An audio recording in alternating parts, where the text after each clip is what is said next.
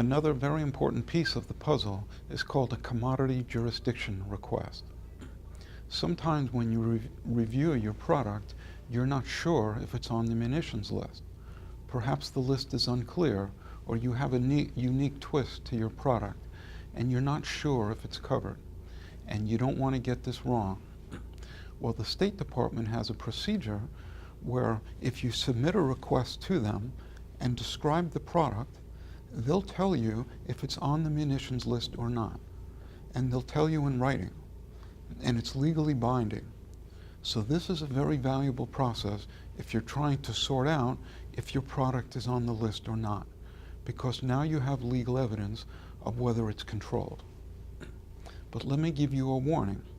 When someone submits a commodity jurisdiction request to the State Department, I recommend that you don't just describe your product and ask, am I on the munitions list? You've got to go beyond this. You've got to present your case of why your product is not on the list.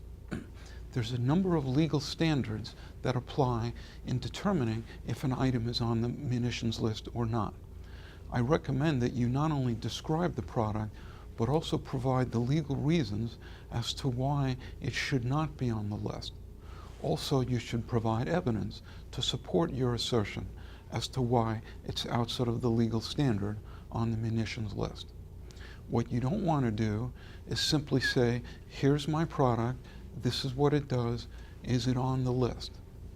Because some reviewers may simply say, when in doubt, put it on the list. If there are legal reasons to support your case, you want to put that in the commodity jurisdiction request. For companies that are commercializing a defense-related product, this is actually a very important step in the commercialization process. Let's say you develop a product and now you're starting to sell it commercially. One of the first things your customers are going to ask is, what is the export classification of the item? That simply means, is it ITAR controlled, or is it controlled under the Export Administration regulations? Potential customers are going to want to know what the export classification is. If you say to them, well, I think it's not ITAR controlled, the customer will say, well, how do you know that? If you say, well, I'm not quite sure, I kind of looked at the list, they'll get a little nervous. They'll back away because they don't want to have to start addressing ITAR controls.